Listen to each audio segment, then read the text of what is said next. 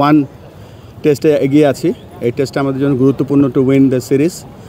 সাথে সাথে আজকে আমাদের বাংলাদেশের 25 বছরের যে টেস্টের হিস্ট্রি, এই বছরই কয়েকদিন আগে আমাদের 11ই নভেম্বর গেছে, যেদিন আমরা 25 বছরের আগে যে প্রথম টেস্ট খেলেছিলাম সেটা উদযাপন করেছি।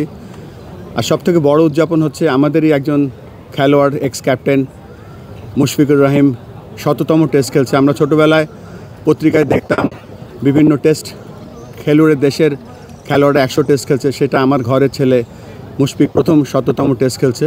তো আজকের দিনটা শুধুমাত্র টেস্ট ক্রিকেটের জন্য আমাদের জন্য অত্যন্ত একটা মাইল ফলক আজকে আমরা পাস করলাম। এবং আজকে আমাদের মাঝে উপস্থিত হয়েছেন আমাদের সম্মানিত উপদেষ্টা, তিনি আজকে এসে মুশফিকুর রহিমকে উইশ করেছেন। এবং আমরা যেই অবস্থায় আছি আজকে যেই টেস্টে, সো ফার একটা ভালো পজিশনে আছি। So thank you for all the support.